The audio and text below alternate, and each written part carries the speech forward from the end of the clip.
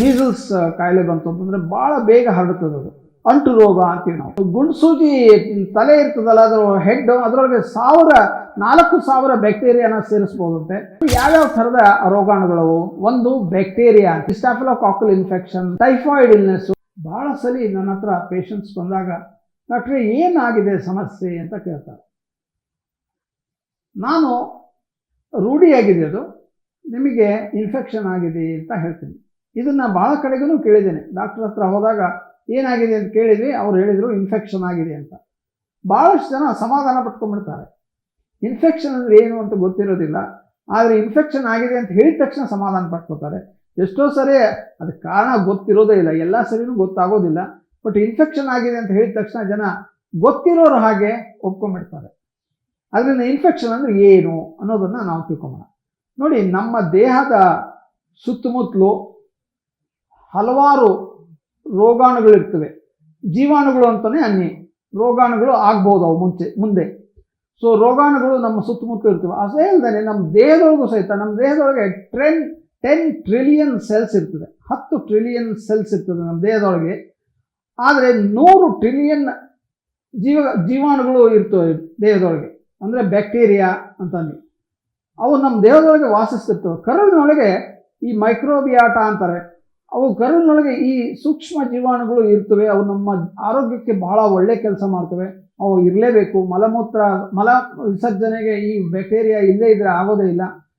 ಅವು ಫೈಬರ್ನ ತಿಂದು ಈ ಆರೋಗ್ಯವನ್ನು ಕಾಪಾಡೋದಕ್ಕೆ ಸಹಾಯ ಮಾಡ್ತವೆ. ಅದರಿಂದ ನಮ್ಮ ದೇಹದ ಸುತ್ತಮುತ್ತಲೂ ಇರೋದಲ್ಲದೆ ದೇಹದೊಳಗೆ ಇರ್ತದೆ. ಕೆಲವು ರೋಗಾಣುಗಳು ಇರ್ತವೆ. ರೋಗಾಣು ಅಂದರೆ ರೋಗ ಉಂಟು ಮಾಡೋ.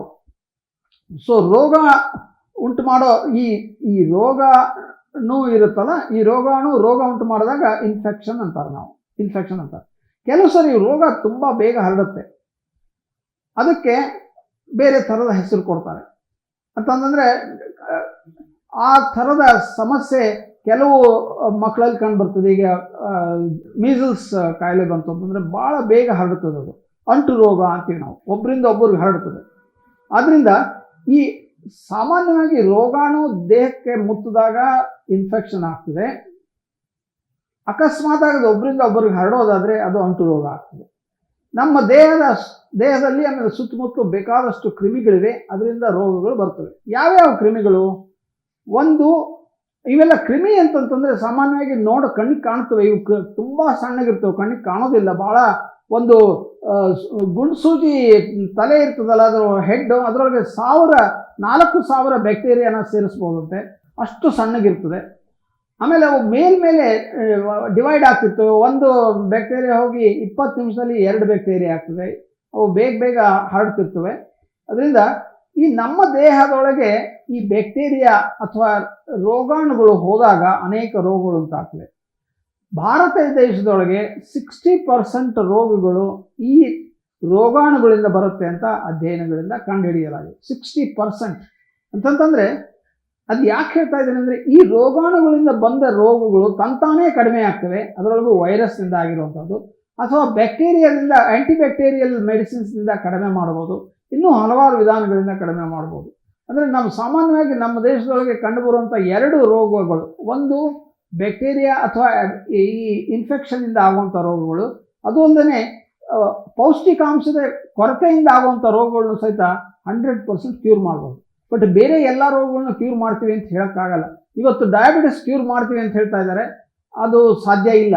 ಆದರೆ ಆ ಥರದ ನಂಬಿಕೆಗಳು ಹೊರಟಿವೆ.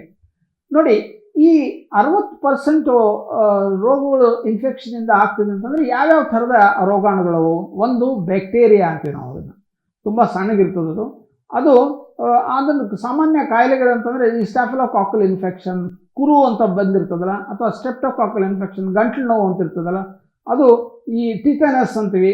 ಈ ಸೆಪ್ಟಿಕ್ ಇಂಜೆಕ್ಷನ್ ತೊಗೋತಾರಲ್ಲ, ಆ ಟಿಟನಸ್ಸು ಇದರಿಂದನೇ ಆಗ್ತದೆ, ಏನು ಬ್ಯಾಕ್ಟೀರಿಯಾದಿಂದ ಆಗ್ತದೆ. ಟೈಫಾಯ್ಡ್ ಇಲ್ನೆಸ್ಸು, ಅದು ಬ್ಯಾಕ್ಟೀರಿಯಾದಿಂದ ಆಗ್ತದೆ. ಈ ಥರದ ಹಲವಾರು ಬ್ಯಾಕ್ಟೀರಿಯಾದಿಂದ ಆಗೋ ಕಾಯಿಲೆಗಳಿವೆ. ಬೇದಿ ವಾಂತಿ ರೋಗ, ಅದನ್ನು ಬ್ಯಾಕ್ಟೀರಿಯಾದಿಂದ ಆಗ್ತದೆ. ಕಾಲೆರಾ, ಅದು ಬ್ಯಾಕ್ಟೀರಿಯಾದಿಂದ ಆಗ್ತದೆ. ಅದರಿಂದ ಈ ಥರದ ರೋಗಗಳು ಬ್ಯಾಕ್ಟೀರಿಯಾದಿಂದ ಉಂಟಾಗ್ತವೆ. ವೈರಸ್ನಿಂದನೂ ಬೇಕಾದಷ್ಟು ರೋಗಗಳು ಉಂಟಾಗ್ತವೆ. ವೈರಸ್ ರೋಗ ತುಂಬ ತೀಕ್ಷ್ಣವಾಗಿ ಕಂಡುಬರ್ತದೆ, ವಿಪರೀತ ಜ್ವರ ಇರ್ತದೆ ಅದರೊಳಗೆ, ಆಮೇಲೆ ಬೇಗನೆ ವಾಸಿ ಆಗ್ತದೆ, ತಂತಾನೇ ವಾಸಿ ಆಗುವಂಥ ರೋಗ ಅದು. ಅದು ವೈರಸ್ ನೋಡಿ ನಮಗೆಲ್ಲರಿಗೂ ಗೊತ್ತಿರುವಂಥದ್ದು ಕೋವಿಡ್ ವೈರಸ್ಸು ಸಾಕಷ್ಟು ಬೇಗ ಸ್ಪ್ರೆಡ್ ಆಗ್ತದೆ, ಅದು ನಿಮ್ಮೆಲ್ಲರಿಗೂ ಗೊತ್ತಿದೆ. ಅದ್ರ ಜೊತೆಗೆ ಕೆಮ್ಮು ನೆಗಡಿ ರೋಗನೂ ವೈರಸ್ನಿಂದನೇ ಆಗ್ತದೆ, ಮೀಸಲ್ಸ್ ಅದನ್ನು ವೈರಸ್ನಿಂದ ಆಗ್ತದೆ, ಇನ್ನೂ ಆ ಥರದ ಹಲವಾರು ರೋಗಗಳು ಈ ರೋಗಾಣುಗಳು ರೋಗವನ್ನು ಉಂಟು ಮಾಡ್ತವೆ.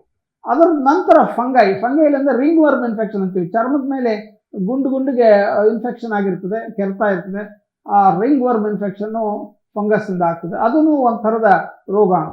ಅದಲ್ಲದೆ ಹೆಲ್ಮೆಂಟ್ಸ್ ಅಂತಾರೆ, ಹೊಟ್ಟೆಯೊಳಗೆ ಹುಳುಗಳು ಇರ್ತವಲ್ಲ ಅದಕ್ಕೆ ಹೆಲ್ಮೆಂಟ್ಸ್ ಅಂತಾರೆ, ಕೊಕ್ಕೆ ಹುಳು, ಅದನ್ನು ಆ ಥರದ ಇನ್ಫೆಕ್ಷನ್ಸ್, ಆ ಥರದ ಇದರಿಂದ ರೋಗಾಣುಗಳಿಂದನೂ ರೋಗ ಉಂಟಾಗ್ತದೆ. ಅದು ಅಲ್ಲದೆ ಪ್ರೋಟೋಸೋವಾ ಅಂತಾರೆ.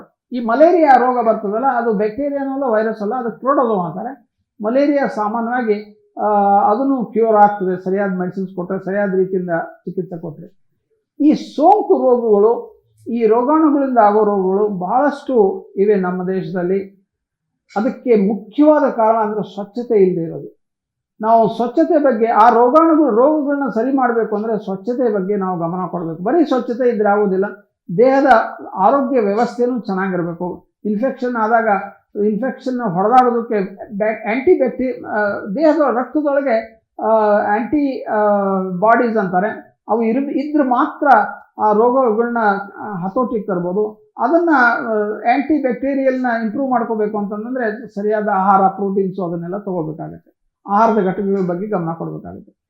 ಈ ರೋಗಾಣುಗಳನ್ನು ಸದೆ ಬಡಿಯೋದು ಅಂತಂತಂದರೆ ಆ್ಯಂಟಿ ಬ್ಯಾಕ್ಟೀರಿಯಲ್ ಕ್ರೀಮ್ಸ್ ಇರ್ತವೆ, ಅಥವಾ ಈ ಸ್ಪಿರಿಟ್ ಇರ್ತದೆ, ಅದರಿಂದ ಸ್ವಚ್ಛ ಮಾಡೋದ್ರಿಂದ ಆಮೇಲೆ ಸೋಪ್ ಹಾಕಿ ಕ್ಲೀನಾಗಿ ತೊಳೆಯೋದು. ಎಷ್ಟೋ ಸರಿ ಸೋಪು ಬೇಡ, ಚೆನ್ನಾಗಿ ಹರಿಯೋ ನೀರಿನೊಳಗೆ ಕೈ ತೊಳ್ಕೊಂಡ್ರೆ ಕೈನೊಳಗಿರೋ ಬ್ಯಾಕ್ಟೀರಿಯಾಗಳೆಲ್ಲ ಸತ್ತು ಹೋಗ್ತವೆ. ಅದರಿಂದ ಸ್ವಚ್ಛತೆ ಬಗ್ಗೆ ಗಮನ ಕೊಡಬೇಕು. ಸ್ವಚ್ಛತೆ ಗಮನ ಕೊಡೋದ್ರಿಂದ ನಾವು ರೋಗಗಳನ್ನ ಆಲ್ಮೋಸ್ಟ್ 80% ಕಂಟ್ರೋಲ್ ಮಾಡ್ಬೋದು. ಅದು ಅಲ್ಲದೆ ಆ್ಯಂಟಿಬಯೋಟಿಕ್ಸ್ ಇವೆ ಅದಕ್ಕೆ. ಪ್ರತಿಯೊಂದು ರೋಗಾಣುಗಳಿಗೆ ಒಂದು ಆ್ಯಂಟಿಬಯೋಟಿಕ್ ಇರ್ತದೆ, ಅದನ್ನು ವೈದ್ಯರು ಕೊಡ್ತಾರೆ, ನೀವು ಅದನ್ನು ಉಪಯೋಗಿಸೋದು ಬೇಕಾಗಿಲ್ಲ. ನಿಮ್ಮ ಮಟ್ಟದಲ್ಲಿ ಸ್ವಚ್ಛತೆ ಕಾಪಾಡಿ, ಕೈನ ಕ್ಲೀನಾಗಿ ತೊಳ್ಕೊಳ್ಳಿ, ಶೌಚ ನಂತರ ಕೈ ತೊಳ್ಕೊಳ್ಳೋದಕ್ಕೆ ಪ್ರಯತ್ನ ಮಾಡಿ, ಸೋಪು ನೀರು ಉಪಯೋಗಿಸಿ ಕೈ ತೊಳ್ಕೊಳ್ಳಿ. ಸ್ಪಿರಿಟ್ ಇತ್ತು ಅಂತಂದರೆ ಈಗಿನ ದಿವಸದೊಳಗೆ ಕೋವಿಡ್ ಬಂದಾಗಿನಿಂದ ಸ್ಟರೈಲ್ ಮಾಡೋದಕ್ಕೆ ಸ್ಪಿರಿಟನ್ನು ಉಪಯೋಗಿಸ್ತಾರೆ, ಅದನ್ನು ಉಪಯೋಗಿಸಿ ಸ್ವಚ್ಛತೆ ಕಾಪಾಡಿ. ಹೊರಗಡೆ ಮನೇಲಿ ಯಾರಿಗಾದ್ರು ಕೆಮ್ಮು ನೆಗಡಿ ಇತ್ತು ಅಂತಂದರೆ ಮಾಸ್ಕ್ ಉಪಯೋಗಿಸಿ. ನಮ್ಮ ಜನ ಮಾಸ್ಕ್ ಉಪಯೋಗಿಸೋದಕ್ಕೆ ಕಲ್ತ್ಕೊಂಡ್ರು ಯಾವಾಗ ಅಂದರೆ ಕೋವಿಡ್ ಬಂದಾಗಿನಿಂದ. ಸಾಮಾನ್ಯವಾಗಿ ಕೆಮ್ಮು ನೆಗಡಿ ಆದಾಗ ಎಲ್ಲರೂ ಮಾಸ್ಕ್ ಉಪಯೋಗಿಸ್ಬೇಕು, ಯಾಕಂತಂದರೆ ಅದು ಹರಡ್ತದೆ, ಅದನ್ನು ತಡೆಗಟ್ಟೋದಕ್ಕೆ ಭಾಳ ಹೆಲ್ಪ್ ಆಗ್ತದೆ. ಆ ಮಾಸ್ಕ್ ಉಪಯೋಗಿಸೋದ್ರಿಂದನೂ ಈ ರೋಗಾಣುಗಳನ್ನ ಸರಿಪಡಿಸಬಹುದು. ಅದರಿಂದ ಇನ್ಫೆಕ್ಷನ್ ಅನ್ನೋ ವರ್ಡ್ ಬಹಳ ಸಿಂಪಲ್ ಆಗಿದೆ, ಬಟ್ ಇನ್ಫೆಕ್ಷನ್ ಬಗ್ಗೆ ಈ ವಿಷಯಗಳನ್ನ ತಿಳ್ಕೊಂಡ್ರೆ ನಾವು ಇನ್ಫೆಕ್ಷನ್ನ ಹತೋಟಿಯೊಳಗೆ ಇಟ್ಕೋಬಹುದು. ಇನ್ಫೆಕ್ಷನ್ ಹತೋಟಿಯೊಳಗೆ ಇಟ್ಕೊಂಡ್ರೆ ಮೇಜರ್ ಪ್ರಾಬ್ಲಮ್ಸ್ನ ಕಂಟ್ರೋಲ್ ಮಾಡ್ದಂಗೆ ಆಗತ್ತೆ.